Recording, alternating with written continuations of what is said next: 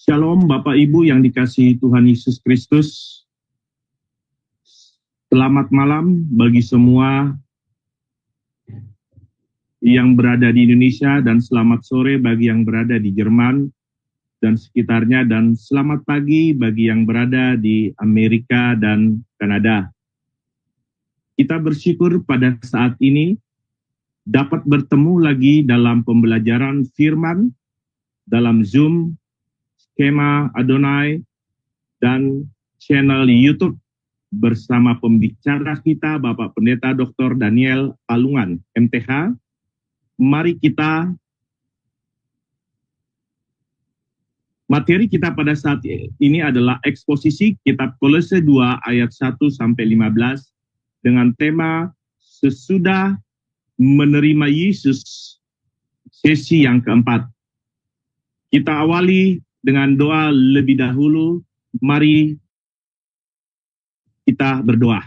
Bapa di surga, kami bersyukur pada malam hari ini Tuhan berikan kami kesehatan, semua karena anugerah-Mu yang sungguh luar biasa kami rasakan Tuhan, atas penyertaan-Mu dari pagi hari hingga pada malam hari ini. Bapa yang baik, pada saat malam hari ini kami akan menerima pelajaran materi eksposisi kitab Kolose. Mari Tuhan buka hati kami dan juga Tuhan pengajar kami, Bapak Pendeta Daniel Palungan. Tuhan berikan hikmat-Mu untuk menyampaikan isi hati-Mu. Terima kasih Tuhan, terpuji nama-Mu. Kami telah berdoa dan mengucap syukur. Amin.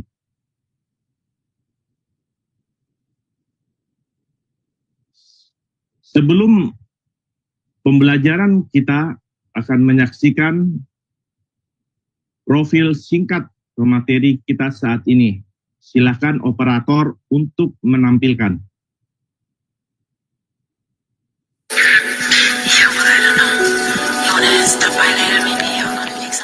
Salam semua, pada kesempatan yang berbahagia kali ini, skema Adonai akan memperkenalkan pengajar kita, yakni Bapak Pendeta Daniel Palungan. Dan berikut adalah profil singkat dari beliau. Bapak Pendeta Daniel Palungan, MIS MTH Demin, lahir di Tanah Toraja 10 Februari tahun 1960. Pendidikan teologi, PJAK Seminari Bentel, Jakarta mulai tahun 1991 dan tahun 1994. STII Jakarta Teologi mulai dari tahun 1996 hingga tahun 2000. STII Jakarta S2 Misiologi dari tahun 2000 hingga tahun 2002. STT Antioquia TCIST S2 Sistematik Teologi dari mulai tahun 2001 hingga tahun 2003. STTPK di Ministry tahun 2002 hingga tahun 2004. Pelayanan Gembala GBI Jemaat Toa Gracia Ciledug Tangerang. Ketua Bidang Teologi GBI Wilayah 6 DPD Banten mulai tahun 2015 hingga tahun 2023. Pendiri dan Ketua STT Shalom Nusantara mulai tahun 2001 hingga tahun 2013. Pendiri dan terlibat di Provinsi Loh sejak tahun 2021. Gembala di Skema Adonai Ibadah Online. Karya penulis buku Kingdom Speaker, pedoman praktis menggali Alkitab.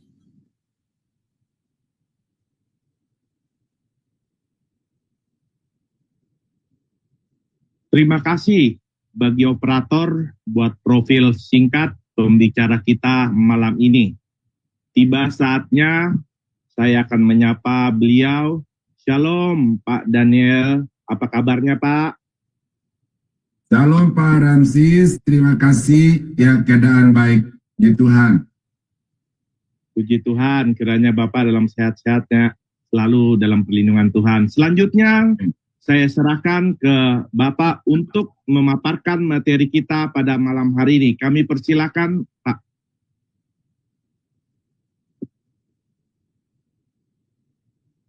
Salam saudara yang saya kasihi di dalam Tuhan Yesus, selamat bertemu kembali.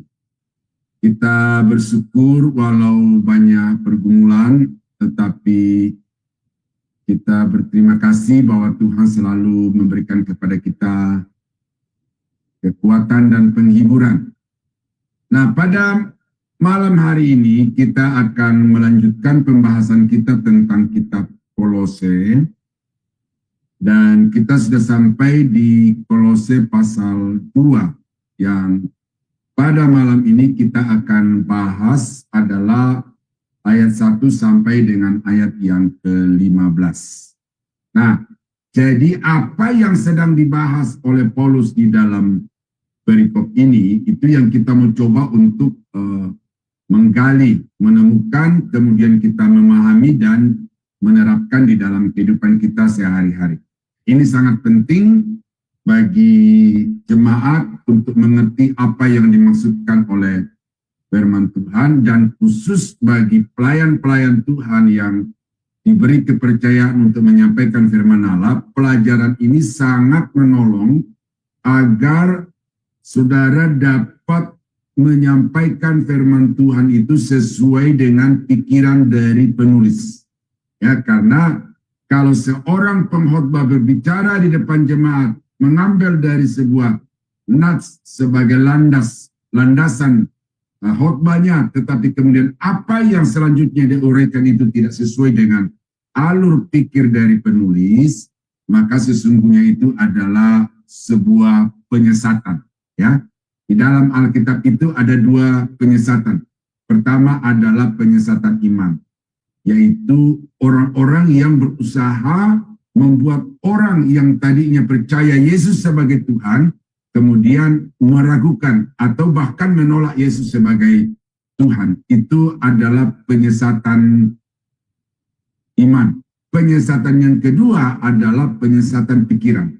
Ya, yang Paulus mengatakan bahwa dia berusaha untuk memberikan pemahaman sesuai dengan apa yang dia dapatkan dari ilham Roh Kudus. Tetapi kemudian ada orang-orang tertentu yang kemudian memutarbalikkan apa yang disampaikan oleh rasul-rasul, nabi-nabi itu sesuai dengan pikiran mereka sendiri, sehingga tanpa mereka sadari mereka telah menjadi penyesat jemaat karena memberikan pemahaman yang berbeda dengan apa yang dikatakan di dalam Alkitab. Nah, karena itulah saudara kekasih dalam Tuhan, maka saya sangat mengharapkan supaya Bapak, Ibu, saudara-saudara dapat mengikuti pelajaran ini sehingga dapat memahami apa yang dimaksudkan oleh Paulus di dalam tulisannya kepada jemaat di Kolose. Nah, sebelum saya uraikan, saya akan bacakan demikian.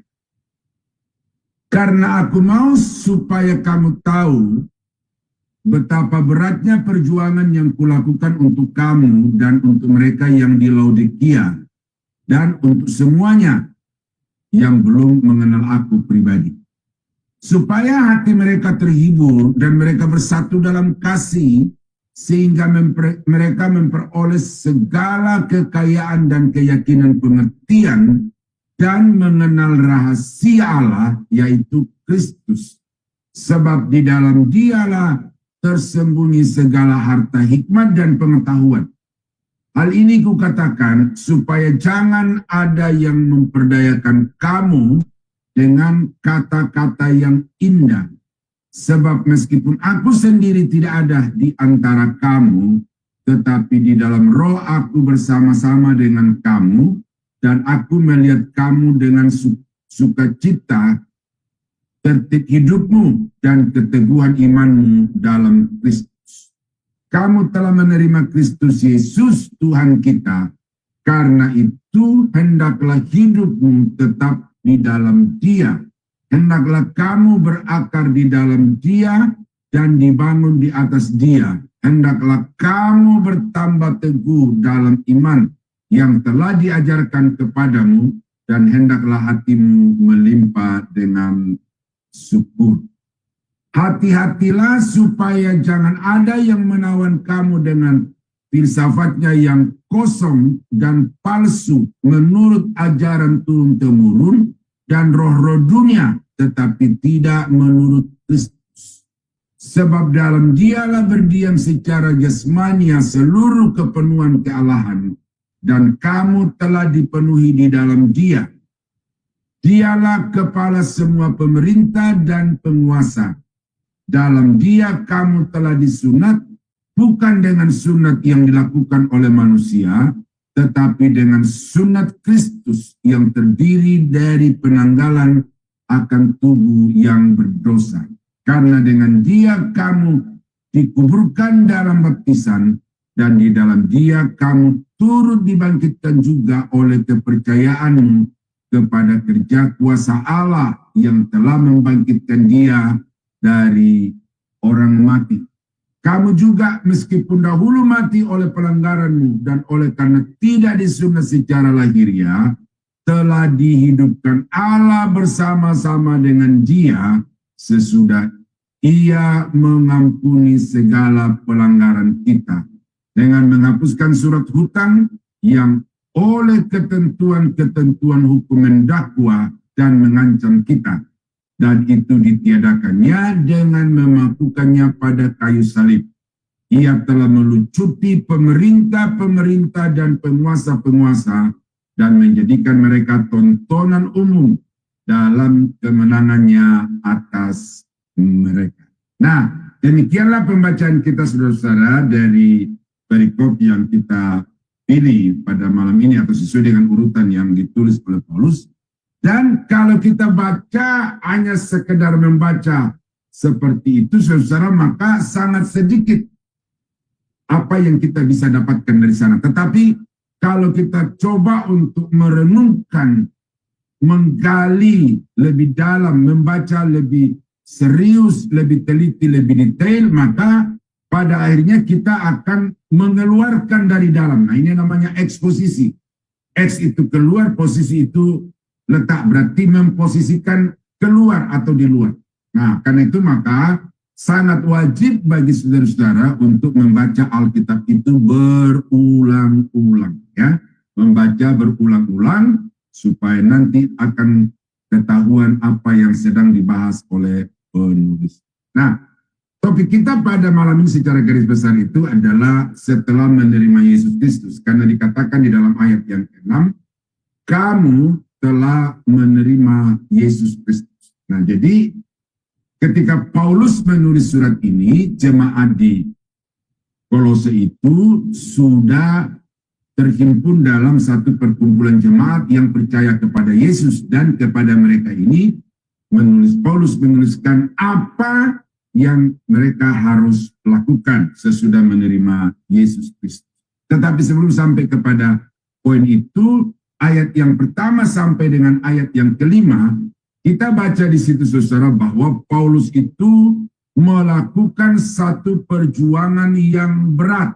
Nah, jadi pelayanan yang dilakukan oleh Paulus itu bukan pelayanan oleh karena senang, oleh karena menjanjikan sesuatu yang bersifat materialistik, tetapi Paulus berjuang ini oleh karena panggilannya sebagai seorang hamba Tuhan itu memang ada target-target, ada kewajiban-kewajiban yang harus terpenuhi.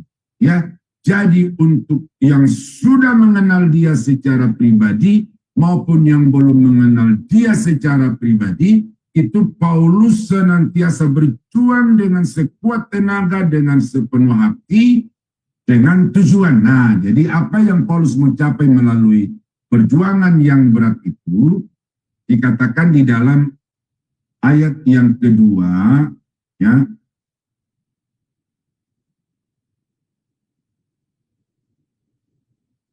Yaitu supaya jemaat memperoleh penghiburan. Nah, ayat yang kedua A, supaya hati mereka terhibur. Nah, ini kondisi jemaat pada zaman gereja mula-mula, saudara. Kalau kita baca di dalam sejarah, itu bukanlah satu kehidupan yang menyenangkan secara sosial, ekonomi, kemasyarakatan juga bukan. Jemaat pada waktu itu terkucilkan, dibenci, dipersekusi, teraniaya, dikejar-kejar oleh karena Kekaisaran Romawi telah memberikan label kepada gereja sebagai kelompok masyarakat yang makar, yang melakukan perlawanan kepada kaisar sebagai penguasa tertinggi dan bahkan sebagai dewa yang minta untuk disembah. Nah, jadi gereja pada waktu itu atau orang-orang percaya itu hidup di dalam keadaan yang mencekam. Nah, karena itu Paulus berjuang dengan sekuat tenaga, Paulus berjuang dengan keras untuk memberikan penghiburan kepada mereka. Nah, kalau kita baca di tempat-tempat yang lain di dalam Alkitab itu, suratan Paulus itu, Paulus sendiri ketika dia menghadapi jemaat yang penuh dengan pergumulan itu, dia memperlihatkan dirinya sebagai satu contoh, ya, bahwa untuk kita mengiring Tuhan itu memang kita harus bersedia untuk menghadapi segala tantangan, segala pergumulan. Seperti yang dulu kamu dengar tentang aku dan seperti yang sekarang kamu lihat ketika Paulus ada di dalam penjara. Jadi Paulus menjadikan dirinya sebagai satu contoh bukti nyata dari pengikut-pengikut Yesus yang memang tidak selamanya akan berjalan di jalan yang mulus. Ada tantangan, ada kendala, ada masalah. Nah, itu cara Paulus untuk memberikan penghiburan kepada jemaat. Cara yang kedua kalau kita baca di dalam Alkitab itu adalah dengan memberikan kepada jemaat itu pencerahan, pemahaman yang benar tentang penderitaan Kristiani. Bahwa kamu menderita bukan karena hukuman Allah kepada kamu atas dosa-dosa masa lalumu, tetapi kamu mengalami penderitaan di dalam pengiringan kepada Yesus sebagai satu cara kerja Tuhan untuk menjadikan kamu semakin hari semakin baik dari hari ke hari, bahkan kemudian pada akhirnya sempurna sama seperti Yesus. Jadi penderitaan yang terjadi di dalam kehidupan kamu sebagai orang-orang Kristen adalah untuk membuat kamu lebih murni, lebih suci, lebih saleh di hadapan Tuhan. Nah, karena itu, maka memberikan pemahaman yang benar itu akan membuat jemaat itu kuat untuk menghadapi masalah dan persoalan. Dan yang ketiga, pokok penghibur atau cara Paulus memberikan penghiburan kepada jemaat adalah dengan memperkenalkan Yesus secara pribadi kepada mereka. Bukan hanya percaya bahwa Yesus adalah Tuhan yang Maha Kuasa, yang sanggup melakukan segala perkara-perkara yang besar, tetapi Paulus juga memperlihatkan kepada jemaat sisi lain daripada kehidupan Yesus, yaitu dia yang datang ke dalam dunia ini sebagai manusia, yang menanggung segala penderitaan karena dosa, tetapi semua itu terjadi demi menyelamatkan orang-orang yang percaya kepadanya. Nah, jadi 3 pola yang dipakai oleh Paulus dalam Alkitab itu untuk memberikan penghiburan, dan itu diperjuangkan dengan sekuat tenaga.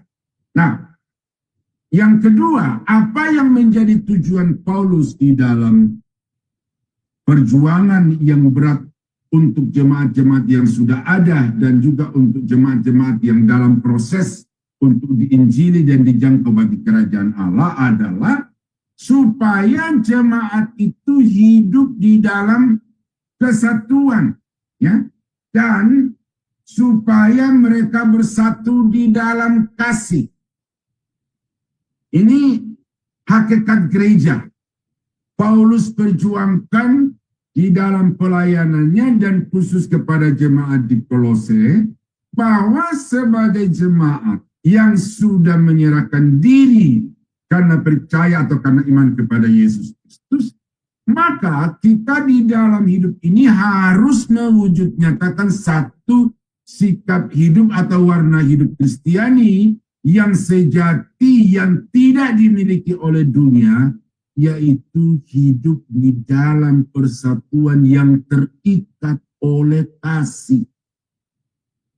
Di dunia ini banyak komunitas-komunitas, komunitas karena suku, komunitas karena kesamaan kepentingan, komunitas karena keagamaan dan lain-lain sebagainya. Tetapi komunitas itu sewaktu-waktu bisa hancur, bisa tercerai-berai.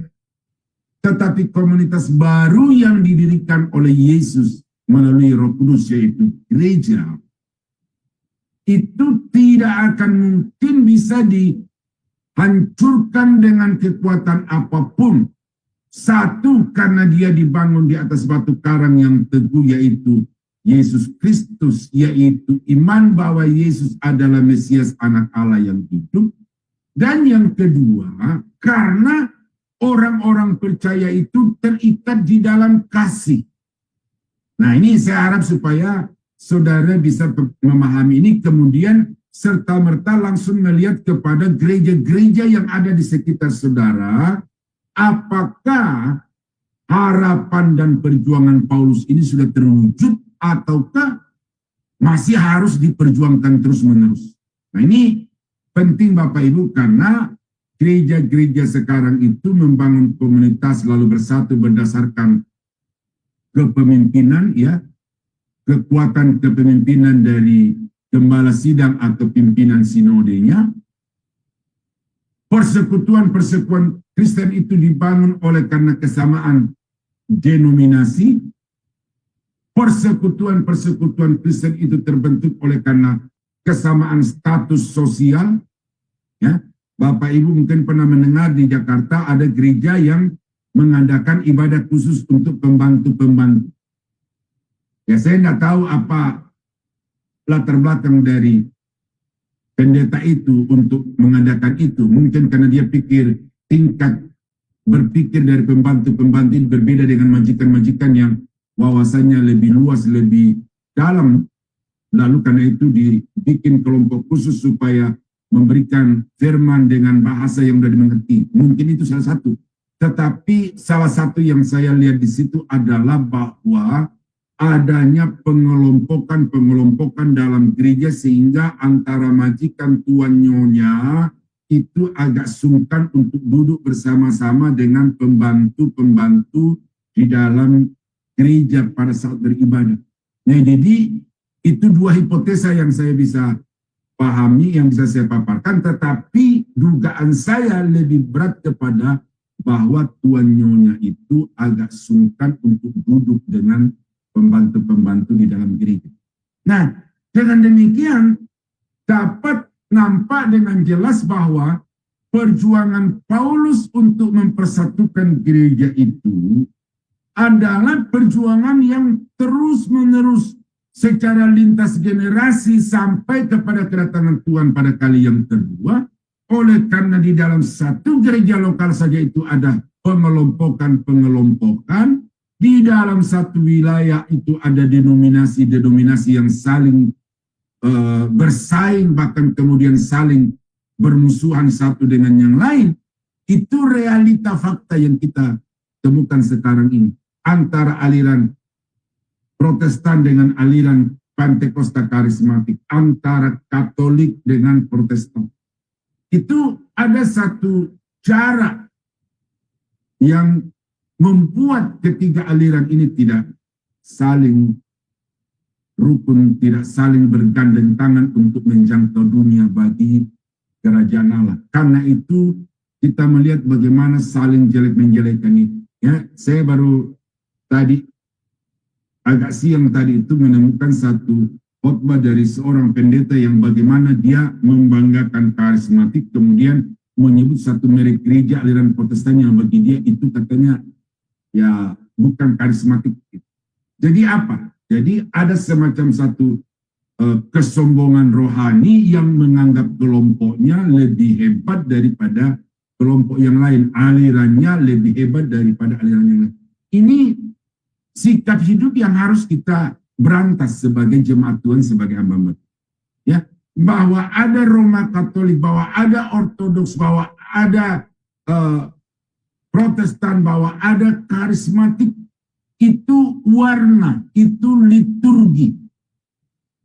tetapi sesama anggota tubuh Kristus, kita harusnya mengikatkan diri satu dengan yang lain berdasarkan kasih Kristus. Nah, ini memang Paulus berkata, aku berjuang dengan keras, berjuang dengan berat, karena untuk mempersatukan umat itu tidak gampang.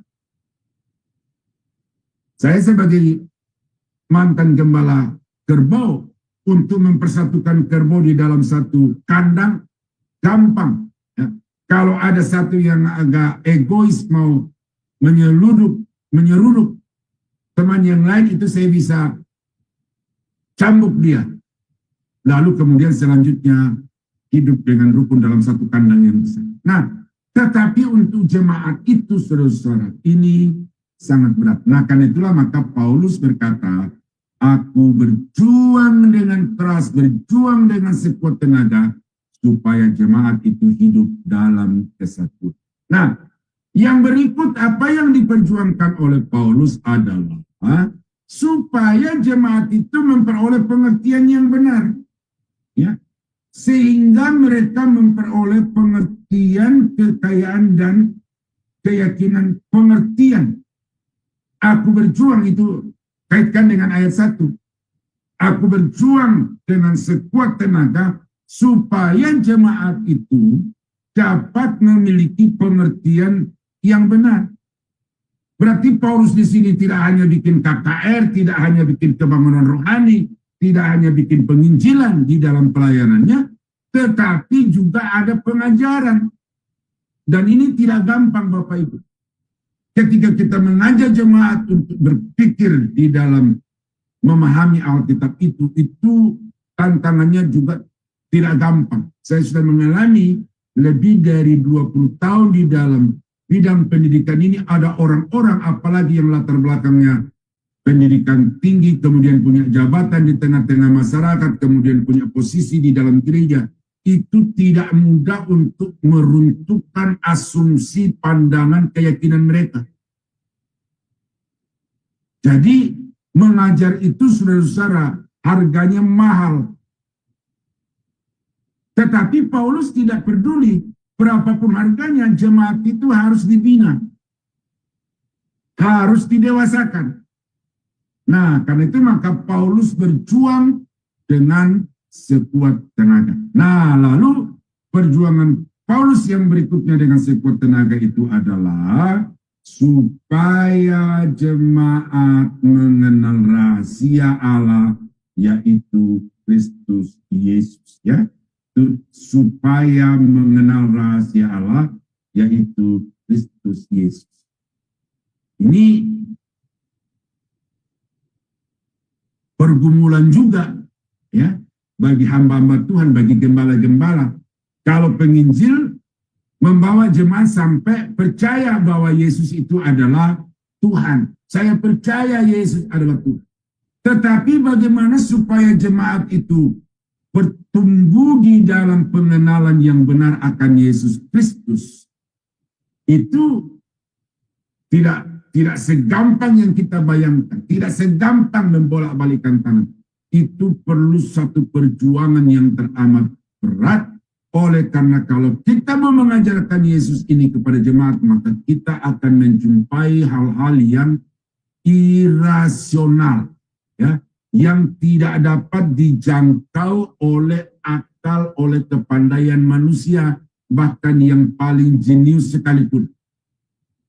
Ya, nah oleh karena itu, saudara, maka Paulus berjuang dengan sekuat tenaga.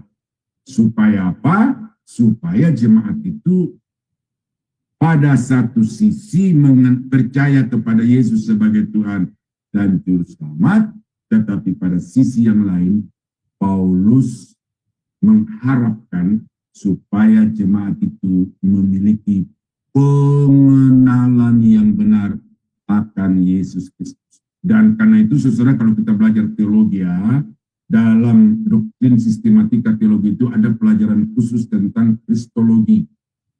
Dibahas dari Kejadian sampai Wahyu, khusus mengenai Yesus Kristus. Nah, ini sesuatu yang perlu saudara, karena ada banyak orang yang memahami Yesus itu secara sempalan-sempalan, secara cuilan-cuilan. Jadi ada ayat yang dicuil, dia landaskan imannya kepada itu tanpa melihat ayat-ayat yang lain yang berbicara tentang hal yang sama.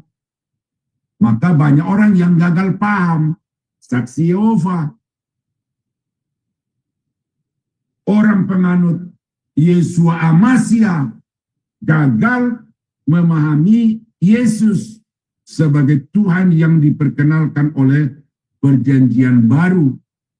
Pendeta-pendeta tertentu yang kemudian secara lantang mengatakan Yesus bukan Tuhan, Yesus bukan Juru Selamat. Itu kenapa? Karena mereka mempelajari Yesus itu dari ayat-ayat yang kemudian dipisahkan dari ayat-ayat yang lain di dalam Alkitab. Maka doktrin Kristologi ini diperjuangkan oleh Paulus dengan sekuat tenaga untuk dapat dimengerti oleh seluruh sidang jemaat. Nah, kemudian yang berikut, apa yang menjadi harapan Paulus di dalam memiliki atau memperoleh pengertian yang benar itu di dalam ayat yang keempat dan ayat yang kelima, ya, yaitu supaya jemaat dapat menghindari pengajaran sesat. Ya, hal ini kukatakan supaya jangan ada yang memperdayakan kamu dengan kata-kata yang indah. Saya tidak pandai mengolah kata, tidak pandai menyusun kalimat-kalimat yang indah, saudara. Bicara, orang bilang kaku, cenderung keras. Tetapi saudara bisa mempertimbangkan landasan pikir yang saya sampaikan kepada Bapak Ibu. Bandingkan dengan pendeta-pendeta di YouTube, ya, online maupun onsite yang pandai mengolah kata, tetapi tidak terlalu kuat landasan pikirnya secara alkitabiah. Dan itu merajalela di YouTube yang viral, ya, oleh karena memang jemaat sekarang itu lebih suka kepada ajaran-ajaran yang menyenangkan telinga daripada yang mengajarkan kebenaran itu secara alkitabiah. Ya, jadi Paulus berjuang supaya jemaat itu memiliki pengertian yang benar agar tidak mudah disesatkan. Ya, dan untuk itulah maka Sema Adonai ini perlu kita support dengan sekuat tenaga karena punya visi, punya misi untuk membuat jemaat itu memahami kebenaran firman Allah secara benar. Ini sebenarnya menjadi tantangan bagi narasumber-narasumber supaya jangan muncul dengan pikiran sendiri, tetapi tampillah dengan memberi data-data Alkitab. Nah, itu yang saya perjuangkan, saudara, sehingga saya hanya memberi komentar-komentar pada poin-poin tertentu, tetapi ayat Alkitab itu berbicara secara kuat kepada saudara. Nah, yang kedua, tujuan dari memperoleh pengertian yang benar itu adalah supaya jemaat memiliki ketertiban hidup. Ya. Tetapi dalam roh aku bersama-sama dengan kamu. Oh, saya baca dari awal. Sebab meskipun aku sendiri tidak ada di antara kamu, tetapi di dalam roh aku bersama-sama dengan kamu, dan melihat dengan sukacita tertib hidupmu. Jadi bagaimana jemaat itu diharapkan oleh Paulus supaya mereka tertib, dan ketertiban ini bisa tercipta kalau jemaat itu memperoleh pengertian yang benar tentang firman Allah. Jadi akhirnya jemaat sadar siapa pimpinan, siapa jemaat, bagaimana menjadi istri yang baik, bagaimana menjadi suami yang baik, bagaimana menjadi orang tua yang sesuai Alkitab, bagaimana menjadi anak yang hormat kepada orang tua. Nah, jadi kalau semua sikap-sikap seperti itu ditumbuh kembangkan di dalam gereja, maka gereja itu akan tertib.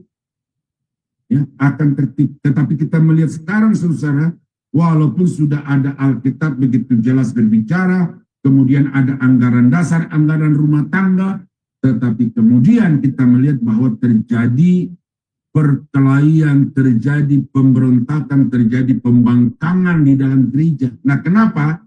Oleh karena mereka tidak memiliki tertib hidup sebagai akibat dari tidak memiliki pengertian yang benar tentang struktur organisasi status di dalam gereja.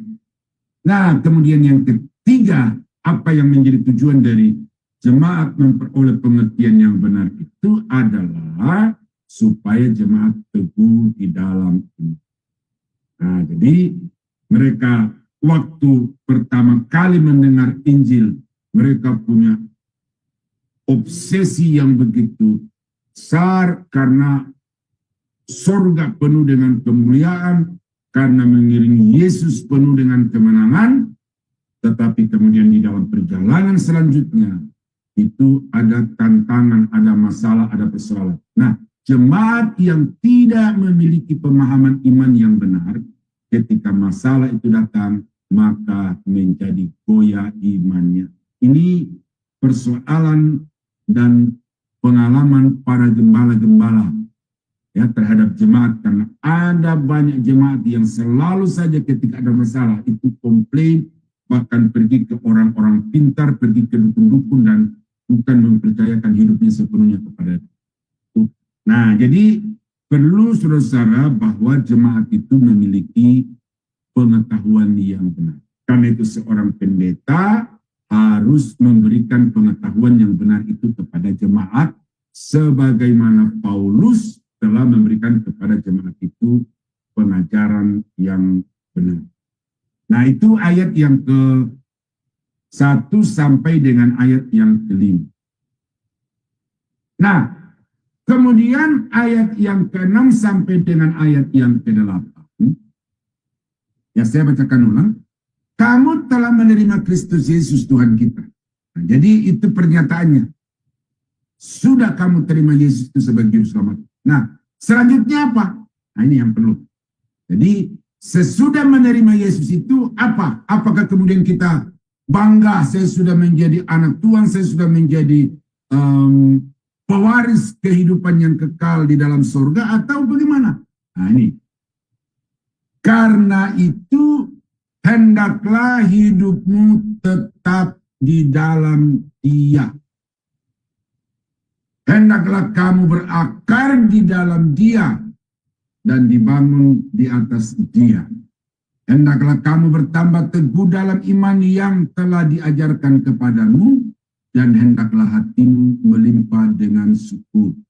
Hati-hatilah supaya jangan ada yang menawan kamu dengan filsafatnya yang kosong dan palsu menurut ajaran turun-temurun dan roh-roh dunia, tetapi tidak menurut Kristus. Nah, jadi apa yang Paulus mau sampaikan di dalam ayat ini sebagai orang yang sudah menerima Yesus adalah, pertama, tetap di dalam Kristus. Tetap di dalam Kristus. Ini tidak semudah mengatakannya, ya. Saya mau iring Yesus sampai selama-lamanya. Biarpun pikul salib, saya mau mengiring Yesus sampai selama-lamanya. Itu lagu di awal-awal ketika menerima Yesus sebagai Tuhan dan Juru Selamat. Tetapi saudara-saudara, kita melihat sekarang ini apa yang disebut sebagai mualaf itu. Dan anehnya, yang mualaf itu bukan hanya jemaat-jemaat biasa yang hanya sekedar datang di gereja kemudian sesudah itu pulang. Tetapi yang kita lihat sekarang ini itu adalah rohaniawan, pelayan-pelayan Tuhan di gereja juga kemudian menjadi mualaf. Saya lupa apakah tadi malam atau tadi pagi itu saya bertemu satu channel, dia menayangkan seorang pendeta, seorang perempuan pendeta yang sudah dilantik di satu gereja yang cukup besar di Indonesia, tetapi kemudian dia meninggalkan panggilannya sebagai pendeta, lalu kemudian meninggalkan Yesus sebagai Tuhan dan Juru Selamatnya, meninggalkan gereja agamanya, lalu pindah ke agama lain. Dia disidang oleh kelompok pendeta-pendeta. Ya, tetapi saya tidak mengikuti selanjutnya karena saya tidak terlalu tertarik dengan itu. Tetapi yang saya mau sampaikan kepada Bapak Ibu hari ini adalah bahwa untuk tetap berada di dalam Yesus Kristus itu dibutuhkan adanya satu komitmen. Ya, karena hanya dengan komitmen iman yang benar, maka kita akan tetap pada posisi percaya kepada Yesus sekalipun kemudian tantangannya teramat berat. Ini bolak-balik ini tantangan-tantangan. Karena itu memang realita. Godaan-godaan dunia. Mungkin kami di dunia timur, istilahnya dunia timur itu, tantangan kami adalah bagaimana menghadapi sikap-sikap intoleran yang memusuhi. Tetapi tantangan di dunia barat itu adalah bagaimana sekularisme. Kehidupan yang liberal, bebas, memberikan kepada setiap individu itu untuk melakukan apa yang dia suka, yang dia inginkan. Liberal. Dan banyak orang yang kalau secara sosial itu tidak terintimidasi, tetapi ketika dia ada dalam satu kehidupan yang semuanya serba nyaman, tanpa sadar terseret oleh situasi dunia yang semakin sekuler. Di dunia timur juga begitu Bapak Ibu, tidak tahan dengan tantangan, dengan perlakuan-perlakuan yang diskriminatif itu, akhirnya menyangkal imannya lalu meninggalkan Yesus. Pejabat-pejabat yang tadinya Kristen tetapi kemudian ditinggalkan kekristenan karena kalau dia tetap di agama Kristen maka karirnya mandek. Itu banyak terjadi di Indonesia. Nah, karena itulah maka kata tetap di dalam Yesus itu perlu satu komitmen yang kuat dari setiap orang. Nah, lalu yang kedua adalah berakar di dalam Kristus. Nah, apa arti berakar ini? Nah, ini adalah satu bahasa ungkapan. Ya. Bagaimana orang Kristen itu diumpamakan seperti tumbuhan yang memiliki pertumbuhan dua arah, bertumbuh ke atas, bertumbuh ke dalam. Nah, kalau kita belajar tentang ilmu tumbuh-tumbuhan, maka pertumbuhan ke atas itu sangat tergantung kepada pertumbuhan ke bawah, ke dalam. Pohon yang sehat tergantung kepada akar yang sehat. Nah, dari analogi itulah maka Paulus mau supaya orang Kristen itu sadar bahwa kita tidak cukup memperlihatkan diri di luar, saya orang Kristen, saya orang percaya, tetapi bagaimana di dalam diri kita sendiri yang tidak dilihat orang, yang tidak dirasakan orang, itu kita mengalami satu dinamika iman yang lebih kuat. Nah, jadi berakar di sini sangat erat hubungannya sekali lagi dengan poin-poin di atas itu, yaitu semakin memiliki pemahaman yang benar, pengenalan yang benar terhadap Allah dan terhadap firman-Nya. Itu yang disebut berakar di dalam Kristus. Orang yang sudah menerima Yesus itu harus juga dibangun di atas dasar Kristus. Jadi Kristus itu seperti fondasi dari sebuah bangunan yang sudah diletakkan oleh para rasul. Dan kemudian hamba-hamba Tuhan terus membangun di atas dasar itu. Nah, ini penting saudara-saudara, karena apa yang membuat gereja itu sekali lagi terkotak-kotak sekarang ini, karena mereka dibangun di atas dasar paham-paham. ada yang paham Lutheran, ada yang paham Calvinis, ada yang paham Katolik, Roma Katolik, ada yang paham Ortodoks. Kemudian di Indonesia ada banyak aliran-aliran gereja yang bertumbuh berkembang satu dengan yang lain.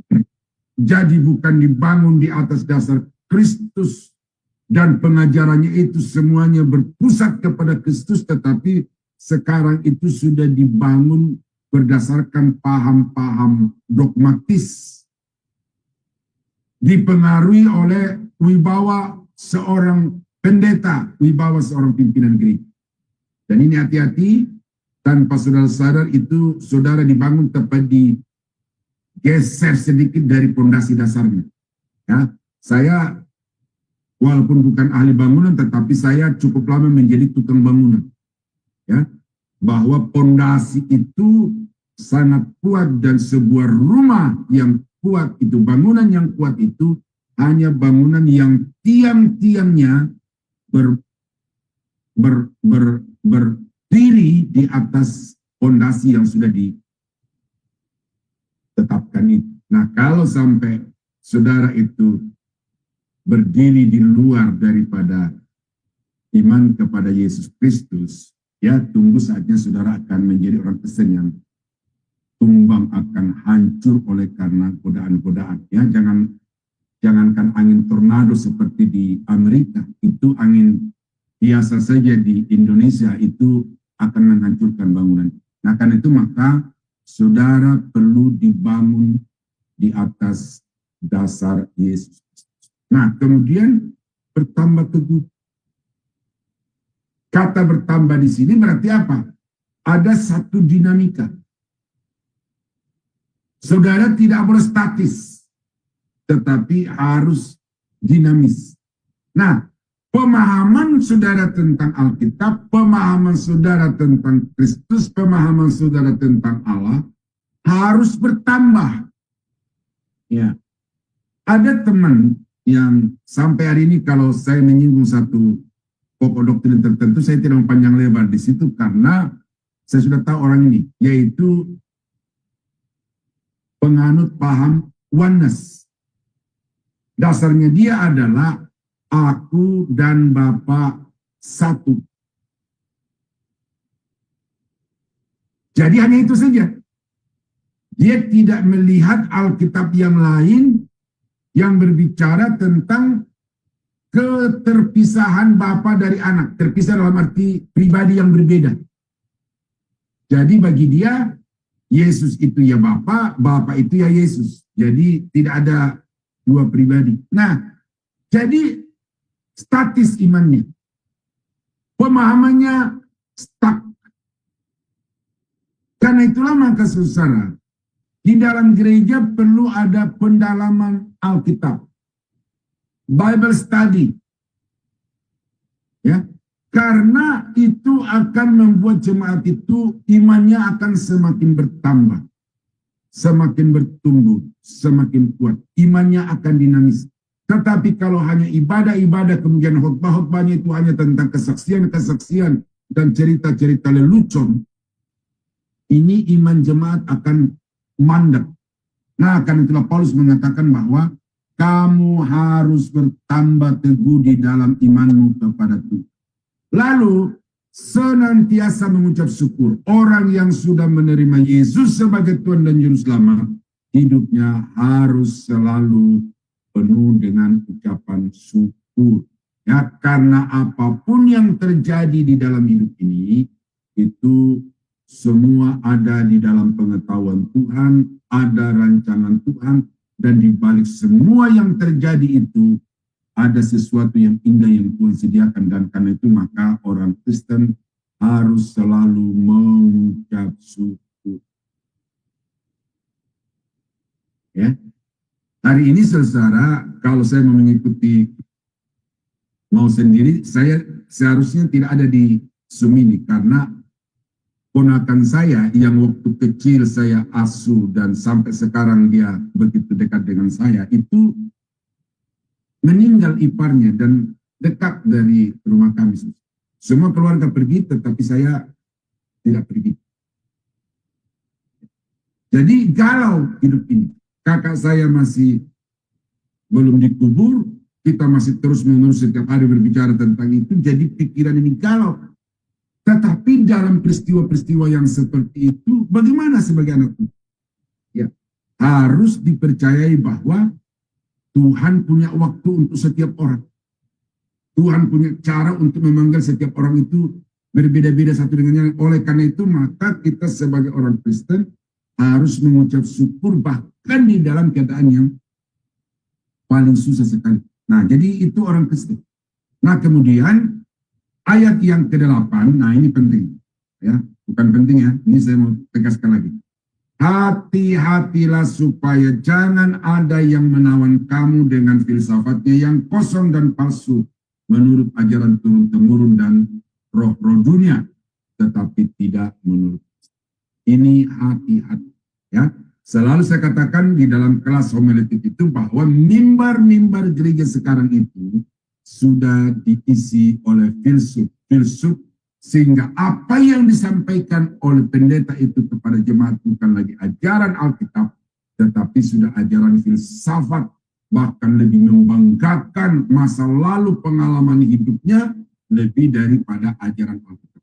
Ya, seperti di Indonesia sekarang ini yang sudah semakin heboh antara kiai-kiai Nusantara dengan kiai-kiai dari keturunan Yaman itu. Ya, karena mereka sudah sadar, kiai-kiai Nusantara, orang Muslim Nusantara ini, bahwa kita selama ini ditipu.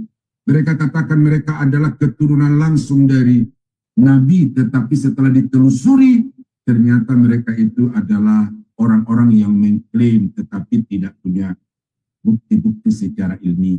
Nah ini saudara, jadi pendeta-pendeta juga begitu, di atas mimbar itu lebih banyak berkisah, dan bukan menyampaikan firman Tuhan itu secara ekspositori, secara eksposisi.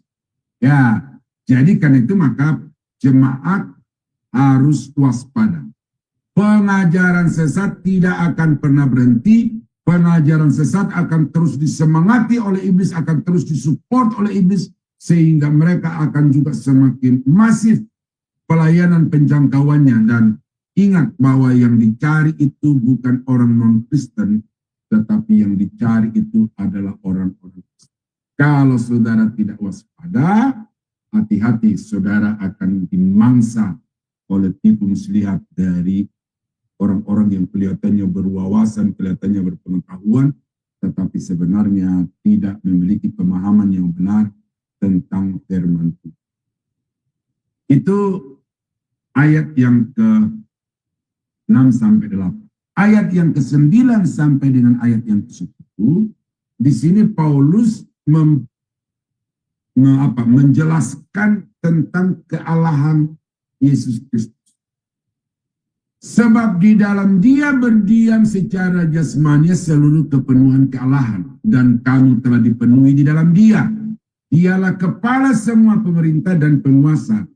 Dalam Dia kamu telah disunat, bukan dengan sunat yang dilakukan oleh manusia, tetapi dengan sunat Kristus yang terdiri dari penanggalan akan tubuh yang berdosa. Nah, apa yang Paulus sedang sampaikan di dalam ayat-ayat ini, yang pertama, bahwa Yesus itu adalah Allah dan manusia 100%. Ya. Secara kasat mata, terlihat di mata manusia, dia adalah sosok manusia. Ya. Yang sama seperti manusia-manusia yang lain, segala sifat-sifat dan hakikat kemanusiaannya. Tetapi bagi Paulus, ya, bagi Paulus, Yesus ini bukan hanya sekedar manusia yang punya wawasan, yang punya kemampuan untuk melakukan hal-hal yang ajaib. Tetapi Paulus mengatakan bahwa Yesus itu sendiri juga adalah Allah sepenuhnya, karena di dalam Dia berdiam secara jasmani seluruh kepenuhan kealahan. Maka kalau saudara belajar tentang doktrin kristologi, saudara akan menemukan tentang dua natur Yesus. Natur sebagai Allah, natur sebagai manusia. Nah ini ketika saudara belajar tentang inkarnasi, saudara akan menemukan itu. Ya, hakikat kemanusiaan, hakikat kealahan yang berpadu menjadi satu, tidak saling mengurangi, tidak saling membatasi, ya, tetapi duanya eksis bersama-sama, tidak terpisahkan satu dengan yang lain. Nah itu jadi Paulus tidak meragukan sedikit pun tentang ketuhanan Yesus Kristus. Nah, yang kedua, Yesus itu adalah pemberi hidup yang sempurna. Kamu telah dipenuhi di dalam Dia, dipenuhi. Itu di terjemahan yang lain itu komplit. Jadi Yesus memberikan hidup itu komplit, utuh, sempurna. Bahwa dengan Yesus kamu memperoleh kehidupan yang sesungguhnya, yaitu kehidupan yang kekal. Tidak ada yang bisa meraih kehidupan itu dengan kekuatan dan usaha sendiri. Tidak ada orang yang, atau tidak ada pribadi lain yang bisa memberikan itu kepada orang yang lain atau kepada saudara dan saya. Tetapi kehidupan yang sejati, kehidupan yang komplit itu hanya ada di dalam Yesus Kristus. Dan telah diberikannya itu kepada orang-orang yang percaya kepada. Nah, jadi Paulus, saudara, sangat jelas bahwa Yesus itu adalah sumber kehidupan, pemberi kehidupan, jaminan kehidupan, akulah kebangkitan dan kehidupan. Jadi saudara jangan sekali-sekali meragukan tentang Yesus yang adalah sumber dan pemberi hidup. Nah, di dalam 10b, Paulus juga mengajarkan, memperkenalkan bahwa Yesus itu adalah penguasa atas segala yang berkuasa. Ya, Dialah kepala semua pemerintah dan penguasa. Nah, pemerintah dan penguasa ini tidak hanya berbicara tentang raja-raja di atas muka bumi ini secara manusia. Ya, ada kaisar-kaisar, kemudian ada pemimpin-pemimpin negara. Itu pemerintah-pemerintah dan penguasa-penguasa. Tetapi di sini juga Paulus sedang menyatakan bahwa segala kekuasaan baik di sorga, di udara maupun di atas bumi, di dalam bumi, itu semuanya takluk bertekuk lutut di hadapan Yesus yang adalah penguasa atas segala yang berkuasa. Maut, dosa, iblis, roh-roh jahat, raja-raja di atas muka bumi. Tidak ada yang tidak ditaklukkan oleh Yesus. Dan oleh karena itu maka bersyukurlah saudara dan saya, oleh karena kita memiliki Tuhan yang berkuasa atas segala hal. Nah, kalau saudara sudah menjadi Kristen lalu masih takut dukun, masih takut iblis, ini berarti iman saudara masih lemah. Saya percaya ada iblis, saya percaya ada dukun-dukun yang merupakan antek-antek dari iblis. Tetapi saya percaya bahwa roh yang ada di dalam diri saya itu lebih besar daripada roh yang ada di dalam dunia ini. Yesus yang adalah Immanuel itu menyertai saya. Dan oleh karena itu tidak ada satu kekuatan dari roh-roh jahat itu yang akan bisa mengena, bisa menembus ke dalam kehidupan saya. Karena saya dibentengi dengan kuasa dari yang pemilik kuasa atas segala kuasa, yaitu Yesus. Ini perlu Bapak Ibu tanamkan. Supaya sekali lagi jangan mudah terkecoh dengan pelayanan-pelayanan. Ya, era-era tahun berapa itu ya, pelayanan pelepasan itu memperkaya begitu banyak pendeta yang mengkhususkan diri dalam pelayanan itu karena penipuan dilakukan kepada banyak orang-orang Kristen. Nah, jadi Yesus itu adalah Tuhan atas segala Tuhan. Nah, kemudian Yesus itu adalah membaharui, berkuasa untuk memperbaharui ya orang berdosa, ya membaharui orang berdosa. Dalam Dia kamu telah disunat, bukan dengan sunat yang dilakukan oleh manusia, tetapi dengan sunat Kristus yang terdiri dari penanggalan akan tubuh yang berdosa. Nah, ini sunat, saudara. Saya mau tegaskan ini kepada Bapak Ibu juga sedikit dalam ini, karena ada banyak orang Kristen atau pendeta-pendeta yang menganggap bahwa sunat dalam perjanjian lama itu sama dengan baptisan di dalam perjanjian baru. Jadi sunat adalah semacam satu ritual yang memberi tanda bahwa orang itu sudah menjadi pengikut Yesus atau pengikut agama Kristen. Ya. Sunat di dalam perjanjian baru, perjanjian lama adalah tanda kepemilikan Allah atas orang itu. Jadi seseorang yang disunat pada dirinya melekat tanda kepemilikan Allah. Nah, karena itu semua orang Israel harus disunat laki-laki, karena itu menjadi tanda bahwa bangsa Israel adalah kepunyaan Tuhan, milik Tuhan. Nah, ketika kita masuk di dalam perjanjian baru, apa yang menjadi tanda hakiki bahwa kita itu adalah milik Kristus, milik Allah, bukan baptisan air. Memang hakikat sejatinya baptisan air itu adalah satu pengakuan di hadapan umum bahwa saya ini sudah menjadi milik Kristus. Tetapi kemudian orang-orang Kristen itu memaknai baptisan itu sekedar sebagai ritual keagamaan, keanggotaan gereja. Tanda kepemilikan Kristus atas orang-orang berdosa di dalam perjanjian baru adalah lahir baru.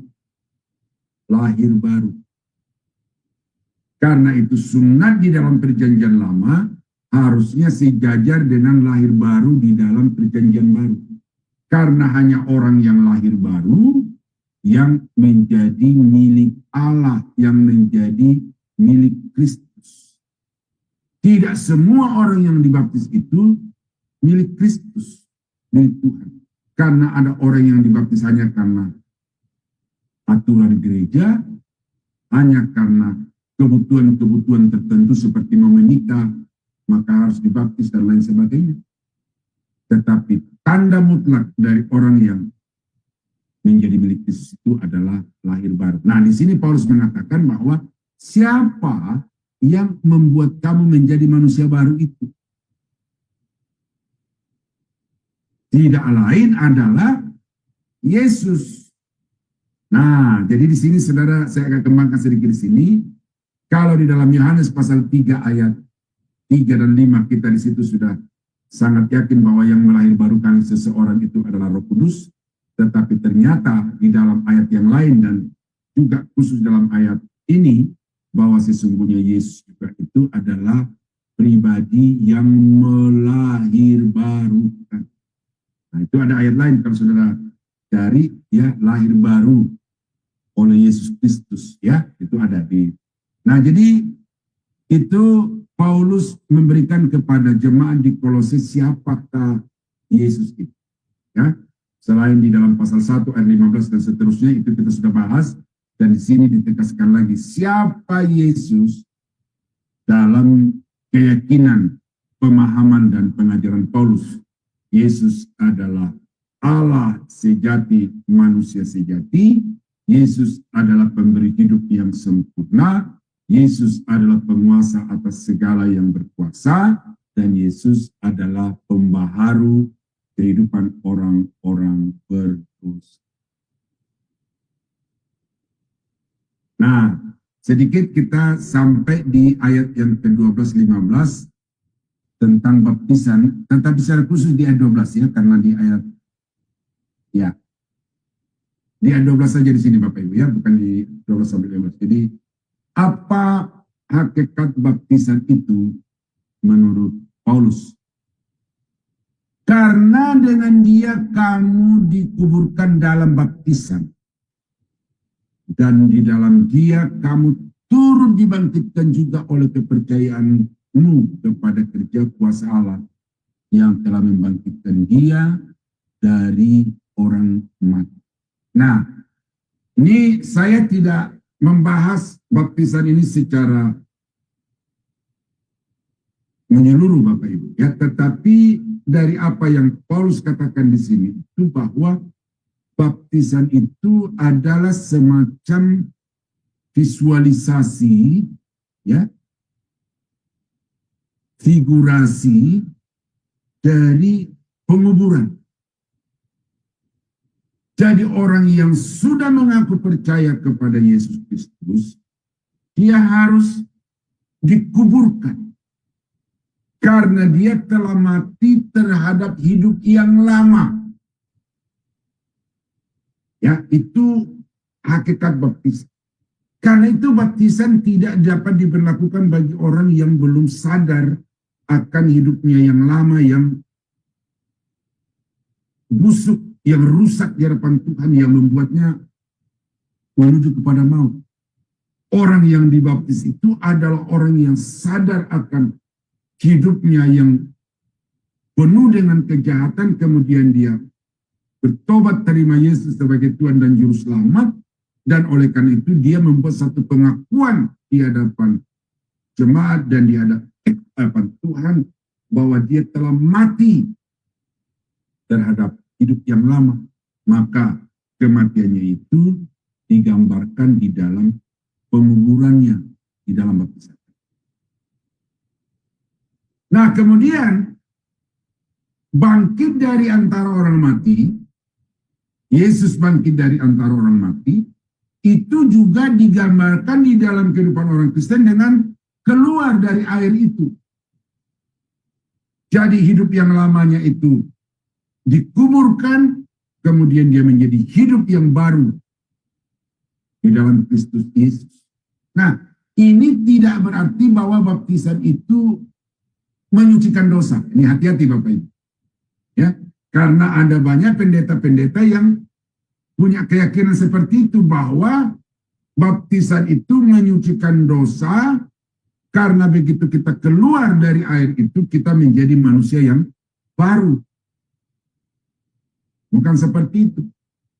Kita menjadi manusia yang baru itu karena karya Yesus Kristus untuk melahirbarukan, dan juga dengan darahnya yang suci yang tertumpah di kayu salib itu kita disucikan dari segala dosa, bukan karena air. Ya, tetapi baptisan itu adalah satu peragaan, tetapi sekaligus merupakan satu ungkapan ketaatan kepada perintah Allah untuk membuat pengakuan di mata orang bahwa saya ini sudah mengikuti Yesus, karena itu saya mati terhadap hidup yang lama dan saya menghidup dalam hidup yang baru hanya untuk Kristus. Jadi mengambil bagian di dalam kematian Kristus, dibangkitkan dari kematian bersama-sama dengan Yesus Kristus. Ini makna dari baptisan itu. Nah, lalu kemudian di dalam ayat ini juga mengatakan bahwa semua itu terjadi sebagai ekspresi iman, ya, iman sebagai dasar baptisan, bahwa orang akan mengalami kematian terhadap dosa, kemudian memiliki hidup yang baru di dalam Kristus itu hanya oleh karena iman. Nah, kata oleh kepercayaan di sini kalau kita baca di dalam bahasa aslinya itu dari kata pistis. Pistis itu punya pengertian dua, satu adalah iman, satu adalah setia. Nah, tetapi terjemahan Alkitab kita bahasa Indonesia kepercayaan seharusnya imanmu kepada kerja kuasa Allah yang membangkitkan dia dari antara. Nah, jadi saudara kekasih dalam Tuhan, itu sekilas tentang baptisan. Ya, jadi baptisan adalah satu pengakuan diri di hadapan manusia yang lain bahwa saya sudah menguburkan hidup yang lama dan saya bangkit dalam hidup yang baru bagi Yesus Kristus. Nah, ayat yang ke-13 Paulus berbicara tentang dampak kematian Kristus. Ya. Kamu juga meskipun dahulu mati oleh pelanggaranmu dan oleh karena tidak disunat secara lahiriah, telah dihidupkan Allah bersama-sama dengan Dia sesudah Ia mengampuni segala pelanggaran dengan menghapuskan surat hutang yang oleh ketentuan-ketentuan hukum mendakwa dan mengancam kita.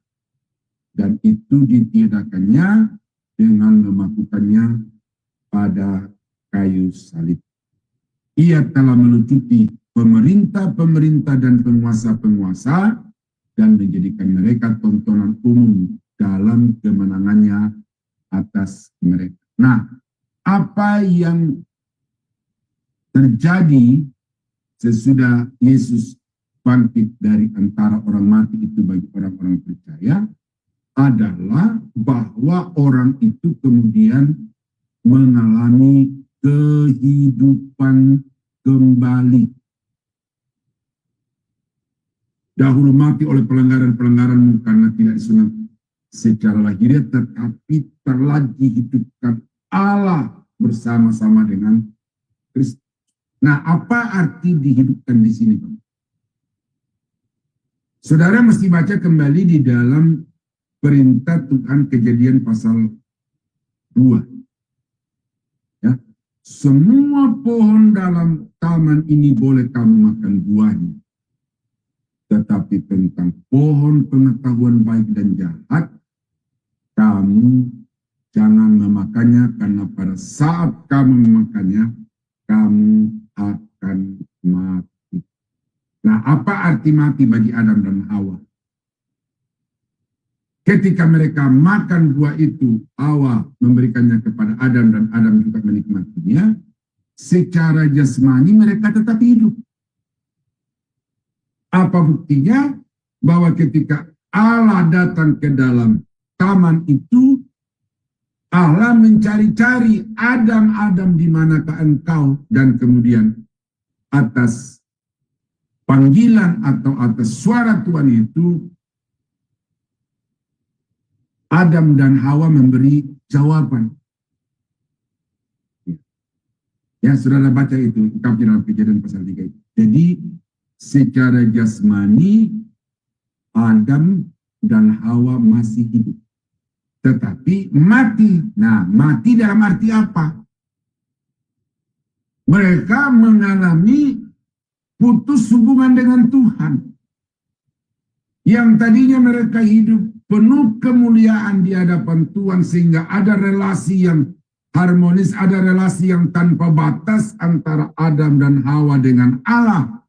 Tetapi begitu mereka berbuat dosa, melanggar ketetapan Tuhan, maka kemuliaan Allah itu diambil dari mereka, lalu tinggallah menjadi manusia yang telanjang, sehingga mereka malu terhadap dirinya sendiri. Maka itu sebabnya mereka membuat cawat dari daun-daun di dalam taman itu. Ya, jadi mati di situ adalah putus hubungan dengan Tuhan. Nah, dihidupkan kembali artinya apa? Relasi itu dipulihkan, hubungan dengan Allah itu dipulihkan kembali, sehingga orang-orang yang percaya kepada Allah itu memiliki relasi yang harmonis, yang intim, yang akrab, yang erat. Ya, dan itu karena anugerah dari sisi Tuhan, karena iman dari sisi manusia di dalam Yesus Kristus.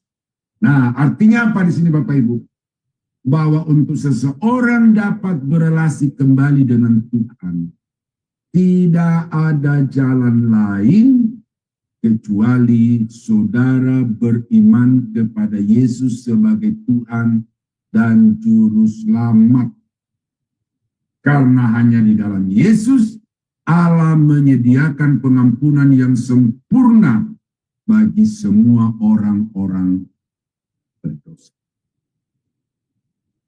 Nah, kematian Kristus di atas kayu salib itu adalah proses transaksi pembayaran hutang orang-orang berdosa. Ya. Dengan menghapuskan surat hutang yang oleh ketentuan-ketentuan hukum mendakwa dan mengancam kita. Jadi Yesus mati di atas kayu salib itu dalam kerangka penebusan. Saudara yang tadinya itu sudah terjual di bawah dosa karena berbuat dosa, jauh dari Allah, terpisah dari Allah, tetapi sekarang oleh karena Yesus mati di atas kayu salib, maka harga penebusan saudara itu lunas dibayar. Tuntas, tidak ada yang tersisa sedikit pun. Nah, di sini saudara saya mau masuk sedikit teologi ya. Teologi yang sedikit di sini. Kepada siapa Yesus membayar harga penebusan itu? Waktu kami di S2 ini seru. Karena orang serta-merta menjawab kepada iblis. Jadi iblis itu menggadai manusia, manusia tergadai kepada iblis di bawah kuasa dosa. Lalu logikanya manusia itu, rekan-rekan dulu di kelas S2 itu adalah bahwa ya kepada iblis, karena sekarang kita ada di dalam kekuasaan iblis, jadi supaya kita bebas dari kuasa iblis, ya kita bayar itu kepada iblis. Tetapi kemudian ini menjadi keyakinan saya ketika saya belajar di S1, bahwa sebenarnya kematian Yesus itu dalam rangka membayar hutang dosa itu bukan kepada iblis dibayarkannya oleh Yesus, tetapi dibayarkannya kepada Allah, kepada Bapa. Nah, lalu orang bertanya, kok bisa begitu? Karena ketika manusia jatuh dalam dosa, yang dirugikan tanda petik adalah Bapa. Kesuciannya dinodai oleh manusia. Rancangannya digagalkan, kali kata tanda petik ya, digagalkan oleh manusia. Nah, karena Allah mengalami kerugian yang begitu besar, maka Allah berhak untuk menuntut pertanggungjawaban dari manusia. Maka itu sebabnya ketika Yesus mati di atas kayu salib, itu dia membayar kepada Allah tuntutan Allah kepada orang-orang berdosa supaya mereka diselamatkan kembali. Jadi harga penebusan itu bukan dibayar kepada iblis, tetapi harga penebusan itu dibayar kepada Allah yang telah dinodai kesuciannya oleh manusia yang melanggar perintah ketetapan. Nah, yang ketiga adalah bahwa kematian Kristus di atas kayu salib berikut kebangkitannya itu adalah memberi kemenangan atas musuh-musuh. Ia telah meluncuti pemerintah-pemerintah dan penguasa-penguasa dan menjadikan mereka tontonan umum dalam kemenangannya atas mereka. Jadi justru ketika Yesus mati di atas kayu salib itu, iblis dilucuti. Jadi bukan iblis dimuliakan dengan memberikan pembayaran harga penebusan itu, tetapi iblis dilucuti. Mengapa? Karena ketika Yesus mati di atas kayu salib, semua rencana, semua usaha kerja keras iblis untuk menggagalkan karya penyelamatan Yesus Kristus atas orang berdosa itu menjadi stop, menjadi gagal total. Jadi semua niat-niat iblis itu hancur ketika Yesus mati di atas kayu salib. Ya, dari awal penangkapan, persidangan, kemudian penyiksaan dan eksekusi Yesus di atas kayu salib, itu iblis sepertinya naik daun, sepertinya diambang kemenangan. Karena dia pikir sebentar lagi orang yang akan merampas manusia dari kita ini akan mati. Itu pikiran iblis. Tetapi tanpa dia sadar, iblis ya, tanpa iblis sadari bahwa justru ketika Yesus mati di atas kayu salib itulah karya penebusan itu menjadi sempurna. Jadi saudara-saudara, tidak ada keselamatan tanpa kematian Kristus. Tidak ada penebusan dosa tanpa penyalipan dan kematian Yesus Kristus. Tidak ada kemenangan tanpa kematian Yesus Kristus. Nah, itu sebabnya di sini dikatakan bahwa melalui kematiannya itu dia mengalahkan iblis. Melalui kebangkitannya dia mengalahkan maut. Berarti Yesus menang atas iblis, menang atas maut, menang atas dosa. Nah, itu sebabnya saudara, kita sungguh bersyukur, kita sungguh berterima kasih, memuji, menyembah Tuhan. Karena kita ini adalah orang-orang yang sudah menang. Karena dimenangkan oleh Tuhan Yesus. Nah, itulah apa yang saya bisa sampaikan dari Kolose pasal 2 ayat 1 sampai 15 tentang apa yang Paulus harapkan bagi jemaat dan kemudian apa yang harus dilakukan oleh jemaat yang sudah menerima Yesus Kristus sebagai Tuhan dan Juru Selamat. Nah, karena itu saudara-saudara kekasih dalam Tuhan, saya harap penguraian ini ya walaupun sangat cepat ya, tetapi poin-poinnya telah saya angkat. Ya, menurut saya seutuhnya saya sudah angkat bagi Bapak Ibu, dan kiranya apa yang saya sampaikan ini dapat membantu, menolong, mencerahkan Bapak Ibu, sehingga imannya itu semakin kuat, semakin tangguh di dalam Tuhan, yang kemudian juga akan semakin menambah rasa syukur, terima kasih kepada Tuhan. Nah, kiranya Tuhan Yesus menolong, saya kembalikan kepada Bapak Ramsis sebagai moderator kita. Oke, baik. Terima kasih Pak Daniel atas pemaparannya di malam ini. Sebelum kita lanjutkan, kita akan mendengarkan pengumuman seminggu ke depan. Kami persilakan Bu Aling. Ya, baik, terima kasih Pak Ramsis. Baik Bapak Ibu sekalian, saya akan membacakan acara-acara Sema Adonai ke depannya ya. Baik, Bapak Ibu sudah tampak di layar ya. Baik, setelah kelas ini masih ada kelas lanjutan, yaitu di pukul 21.00 waktu Indonesia Barat. Dan seperti biasa ya Bapak Ibu, kita akan belajar tentang materi buku Sejarah Penebusan seri yang ke-7. Dan sudah masuk sesi yang ke-23 ya Bapak Ibu, dengan tema pengajaran perintah ke-8, jangan mencuri, yang akan dibawakan oleh narasumber kami seperti biasa, yaitu Pak Pendeta Dr. Yudi Lengkong MTH, dan moderatornya adalah Ibu Heni. Selanjutnya di hari Sabtu tanggal 1 Februari 2025 di jam 19.00 waktu Indonesia Barat di Sema Adonai akan kembali ada kelas pembelajaran firman. Dan ini adalah sesi yang pertama ya Bapak Ibu.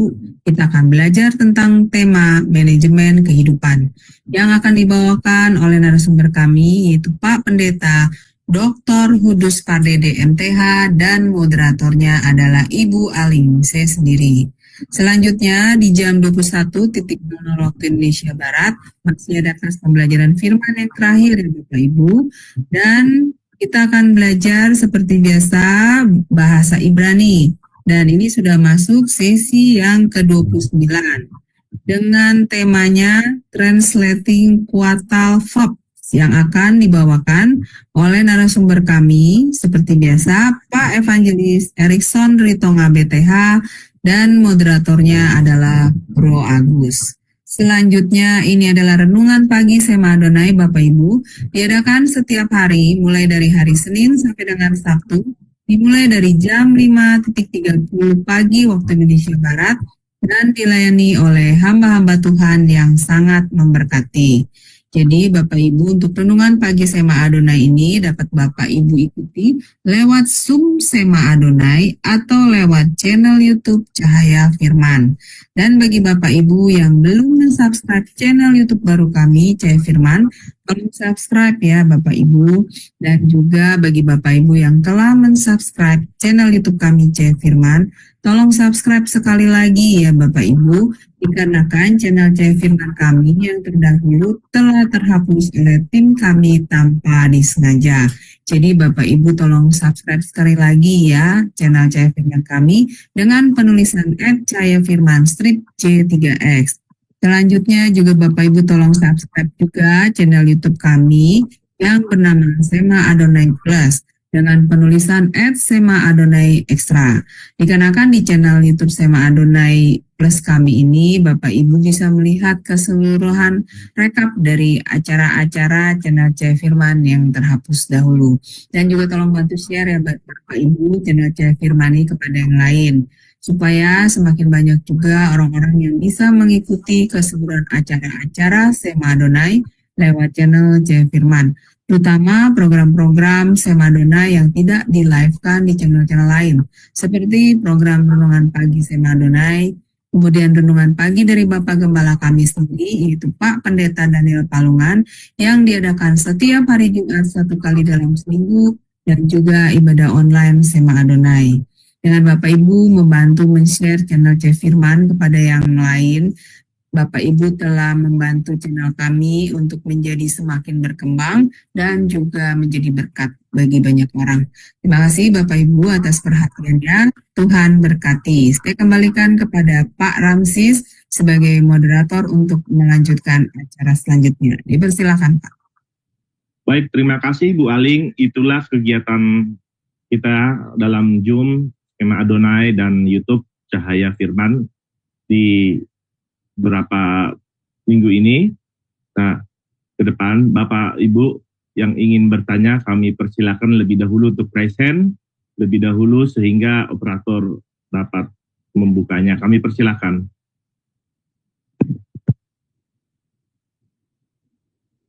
Ada yang bertanya? Baik, Ibu Aling.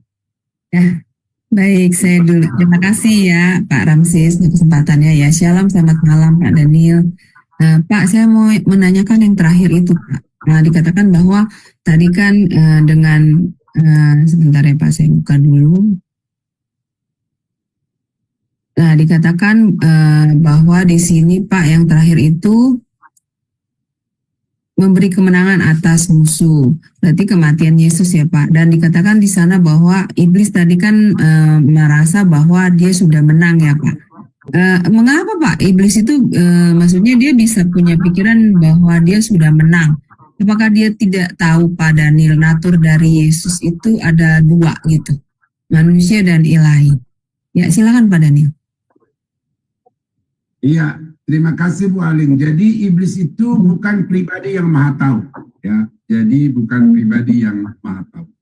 Jadi bagi iblis, Yesus ini adalah orang yang berjuang untuk merebut manusia kembali dari tangan iblis. Jadi sebelum Yesus mati di atas kayu salib, maka Alkitab berkata seluruh dunia ini berada di bawah kuasa jahat, termasuk manusia itu ada di dalam genggaman kekuasaannya. Nah, karena itu maka iblis berusaha untuk menyingkirkan mengenyahkan Yesus itu dari muka bumi. Dengan demikian dalam pikiran iblis itu dia akan melanggengkan, melestarikan kepemilikannya atas orang-orang berdosa. Nah, apa yang iblis lakukan adalah dengan mau membunuh Yesus. Jadi iblis pikir dengan membunuh Yesus selesai siapa Yesus itu.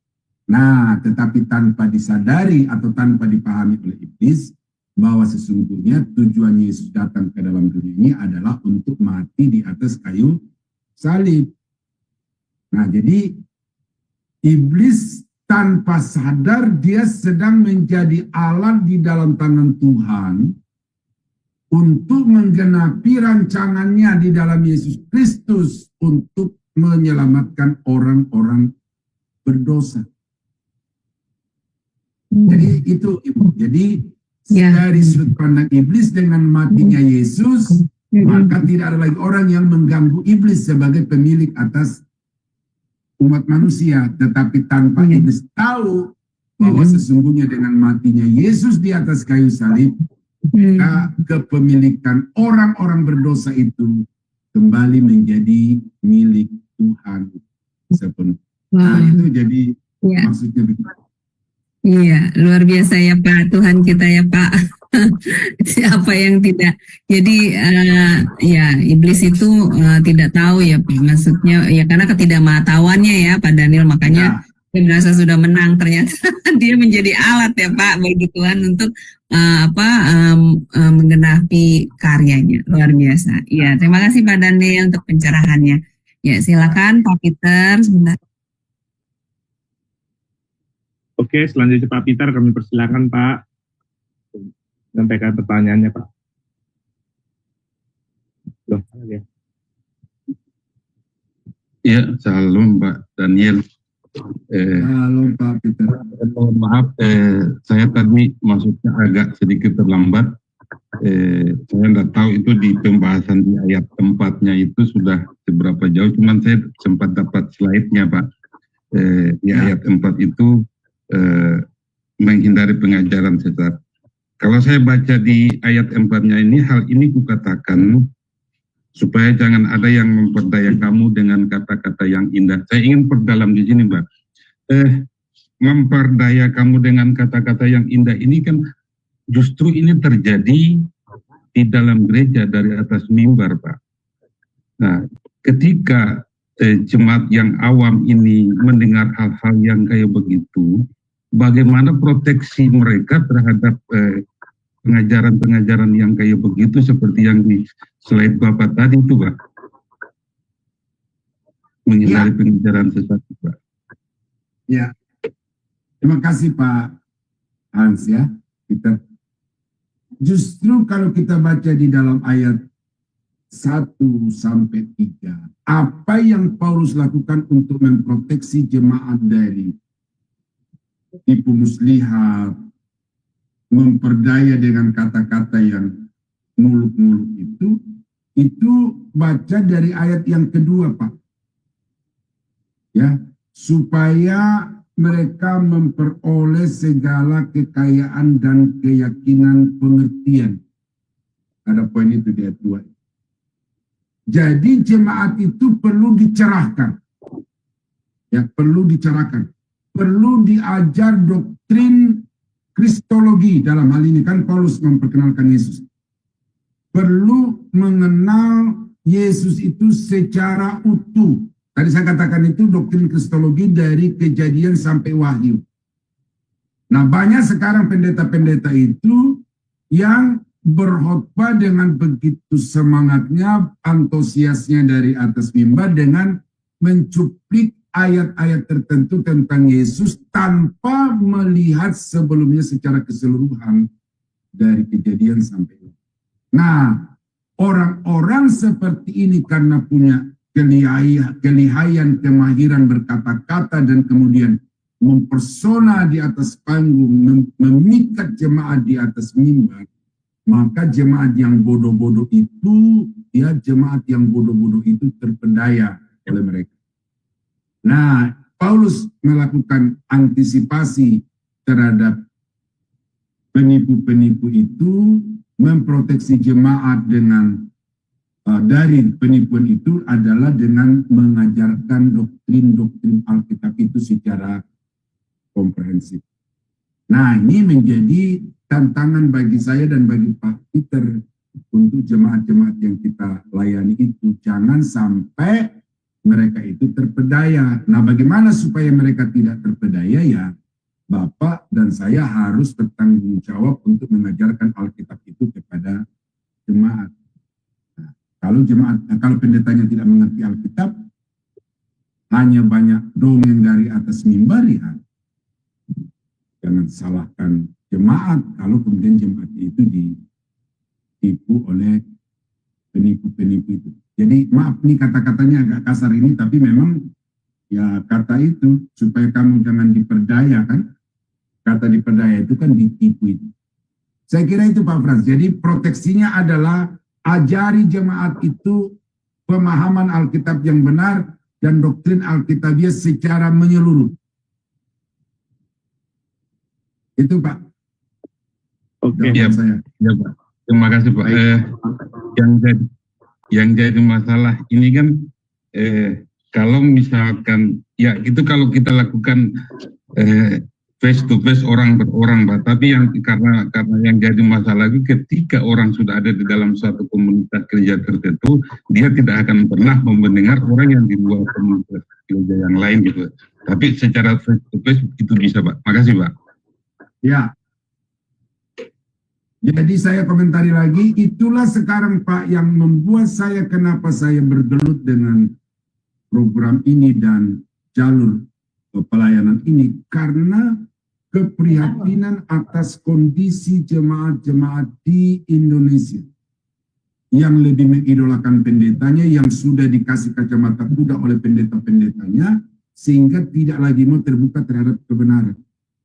Jemaat sekarang itu melihat orang, bukan melihat ajaran. Jadi karena itu siapa pendeta yang mereka idolakan, diikuti. Apapun kata pendeta itu pasti benar. Jadi kecintaannya kepada pendeta lebih atau melebihi kecintaannya kepada kebenaran.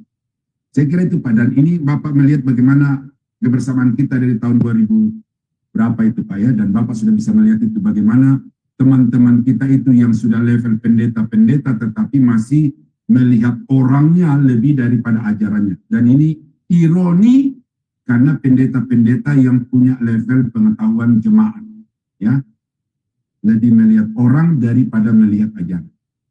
Ya, Pak Frans, maju terus. Kita bersama-sama untuk menghadapi hal yang sama Pak, dan mari kita saling mendoakan, saling mendukung agar kita bisa tercapai demi kemuliaan.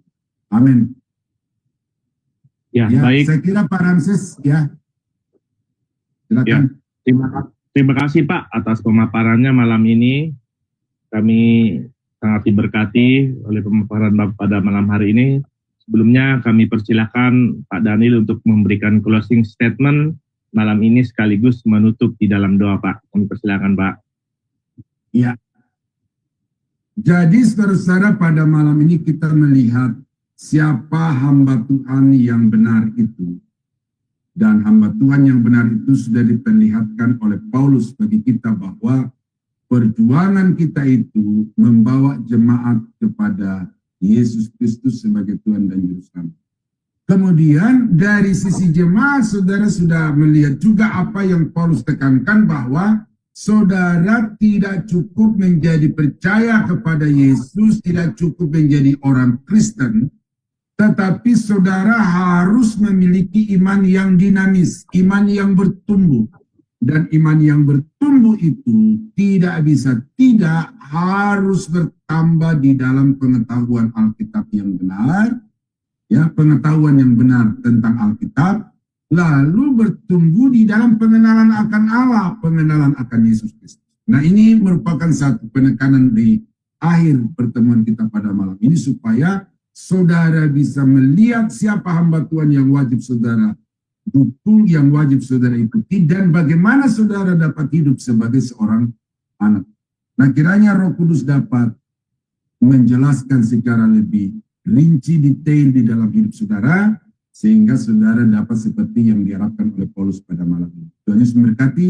Mari kita tunduk kepala dan kita berdoa.